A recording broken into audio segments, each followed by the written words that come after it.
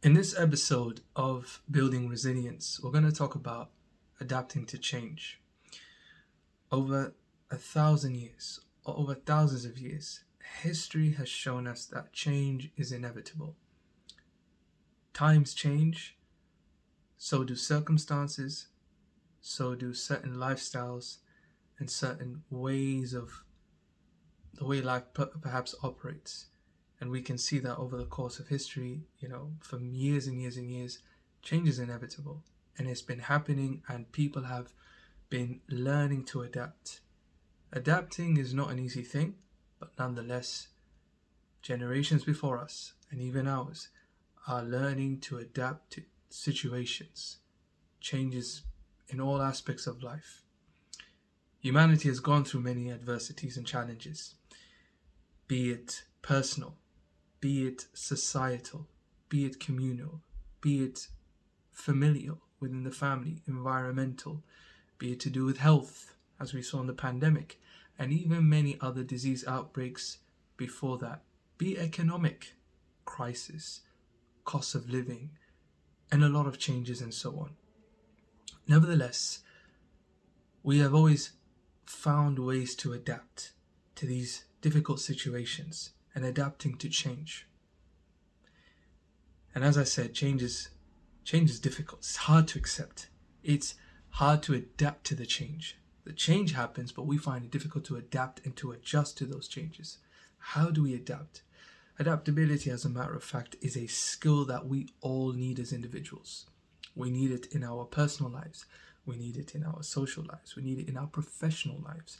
We need it in many other lives and many other aspects around our lives. We feel stuck and we feel uncertain. As a matter of fact, it's very annoying. It is irritating. We can't bear and tolerate feeling stuck and uncertain. It's one of the worst feelings ever. And this is what we tend to find that's very irritating and annoying. We have a problem, and that is tolerating with uncertainty. It's very difficult to tolerate it. Very difficult to tolerate with not knowing what's going to happen. I need to know now. I need to know what's going to happen. I need to have certain expectations. I need to know right now. I can't tolerate because I'm not too sure. And this is where an element of belief and faith come in. Actually, significantly. But with uncertainty, as annoying and irritating and frustrating it may be, as discomforting it may be to us, and our ability or our lack of tolerating it, finding it intolerable and unbearable, with uncertainty comes an opportunity for us to become, or the ability for us to become, more creative. The ability to bring about creativity and problem solving. Two different skills that we need to really work on and hone. This is where our potential can be found. By tapping into our creativity skills, by tapping into our problem solving skills, by tapping into our ability to manage change and adapt to change. Adaptability as a skill as well. Here's a question. Have you not realized how many people have thrived during difficult times over the course of history, based on your memory or what you've learned or what you've read from 100 years ago? I used to give people this question during the pandemic. When I used to give these stress management and resilience, programs or webinars, and that was 100 years ago. 100 years ago, you're looking at the 1920, for instance. 1918 was the end of the World War, the Great World War. And then 2 years after that, you had a disease outbreak known as the Spanish flu that was at about 50 million people passed away. 50 million people died. Death toll was about 50 million. And during that time, can you imagine how difficult it was for people to know whether their families are safe if they were in different parts of the world, or different parts of Europe, or different parts of wherever they were. Whereas in our time, click of a button, WhatsApp voice message, or any of these other tools and platforms that we can instantly call someone just to know how are they. With the advanced network internet, with Wi-Fi, with this, high-speed internet, we're living at a different time. This is fortunate for us because back then it was difficult. Again, it was for them uncertain of knowing that my loved ones are safe, uncertain of knowing what is the situation out there, uncertain of knowing what is going on. But here's a question. Again, I come back. Have you not realized how many people did thrive during difficult times? Everyone experienced difficult times. But within those difficult times, people have found ways to thrive and adapt to it. I was reading an interesting story about Walt Disney. Walt Disney, if you look at Disney today, Disney has become massive. Disney has bought Marvel. Disney has become big. Disney has competed with Netflix, with Disney Plus.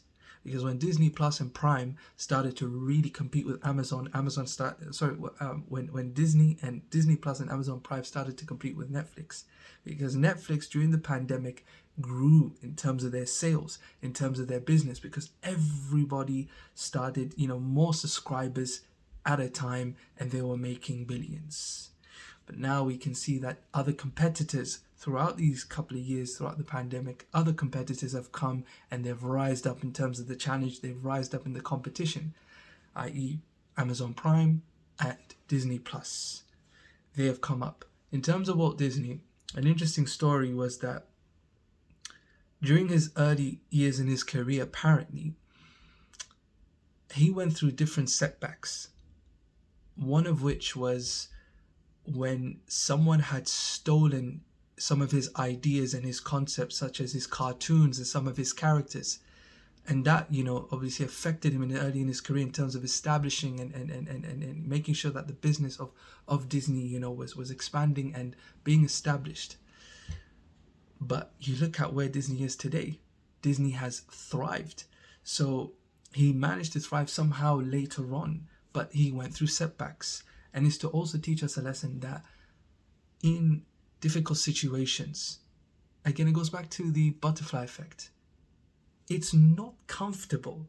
It's very it's very uncomfortable for, if we were to imagine that caterpillar being in that cocoon for such a period of time, and this is a transformative phase that it has to go through in order for it to become a greater and more beautiful creature, i.e. the butterfly. It needs to go through that transformative phase, which is very uncomfortable, surrounded with discomfort, surrounded perhaps with uncertainty. I don't know what goes into the mind of the caterpillar, but there's a lot of not knowing. We know that, eventually it will hatch, but there's a lot of discomfort. But it's adapting to that change in order for it to transform. So this might be your opportunity. Adapting to change is your opportunity to be creative, to hone, tap into your problem solving skills and all other types of skills, but it is to grow. It is to grow and to progress and to evolve as a human being, to evolve as whoever you are, as an individual, to become better and greater perhaps. And we've seen other examples throughout the pandemic. We've seen that Zoom, for instance, how many people didn't even hear of Zoom? A lot of people, I would say pre-COVID, not many people were aware of what Zoom was. And during the pandemic, more people became aware. And I'm not just talking about, in the West. I'm talking about all over the world. More people became more aware of platforms like Zoom, Microsoft Teams, all the other types of platforms. Maybe candidly for people who are doing a lot of online work, online coaching or online tutoring and that sort of thing. People were not aware of, online learning platforms such as Udemy, Skillshare, Teachable, Kajabi, Thinkific. These things, they were being established, they were there, but not many people were aware of them. But they managed to thrive during a very difficult time because they knew what to tap into, what was needed at that time. Again, something that a way for us to adapt during difficult times is to look at the skills and the talents that we have and how can we adapt to it in what is needed at that time, because what we're living at this time is a digital era. Now, I'm not going to take too long. But I want to summarize by giving you a couple of things to consider when change occurs. How can we adapt, and how can we serve through it? We just need to serve through it. As John Kabat-Zinn mentioned in his book, we need to surf through the difficult times, surfing through the waves. Number one is acceptance. Accepting the fact that change is inevitable. Accepting it's inevitable, accepting that it will happen. That's number one. Number two is preparing for it. So acknowledge that change is change is inevitable. It can come at any given moment. What's important is to be prepared. So it's taking prerequisites, or taking precaution, and also being ready and prepared that if change were to come, I'm ready and I'm prepared for it. If you're an organization, making sure the organization is prepared for it by having strategic plans, a plan B, or a plan when things go wrong, this is the strategy that we will execute. So having that, difficult times type of strategy. And these things will help an organization. You as an individual, or us as individuals, we need to be prepared for when change comes. What are we going to do as individuals, as a society, as a family, and so on, as an environment, as a community? Number three, be creative. If you're not creative, then learn the skill of being more creative. And creativity can be both, a more cognitive in terms of the thinking, but also as a behavior. How do you now execute that creativity? 4, hone your problem-solving skills. Try to develop problem-solving skills. We are in need of problem-solving skills. If there is something that I wish I learned when I was a kid, it is problem-solving skills. And I think in this time, the younger generation, the youth, children, kids need to learn how to solve problems so that they can really apply it and implement it and deal with the real world. The world is not virtual. It's not a video game. When they're going through problems, they will get stuck and they will not know what to do unless they are taught how to problem solve, how to come up with a problem solving outlook, how to come with solutions. Think of solutions, whether on their own or discussing it and brainstorming it with their friends and those who are close to them. Number 5, if you are in a leading role or position, whether at work, family, community, society, ensure that your leadership skills are really, really good and ready when you're dealing with difficulties. And accept and embrace, which is the number 6, embracing mistakes. We're going to fall into mistakes. We are fallible human beings. We are capable of making mistakes. We need to embrace those mistakes. But what's most important is that we develop the ability. We accept the mistakes. We own up to it. And we just find a way to improve. We find a way to improve. And the final 2, number 7 and 8. 7 is resources. It's important that we have people around us. Some things we can do on our own, but we can't do everything on our own. We need to open up, talk to people, come up with solutions, brainstorm. We need to seek support, whatever that support may be. Maybe there are people around you who are the first people you're going to reach out to when you're in a difficult situation. Bright minds think alike. And also brainstorming and inspiration, we may find greatness with these 2 things, brainstorming and with inspiration, inspiring one another, motivating one another. We need to back each other up. And then finally, number 8, this is an interesting one, and that is believe that there is a way out. Believe that there is a way out. There's an interesting verse actually in the Quran that mentions a number of times, actually repetitively, that mankind will not be in a situation that he or she cannot handle.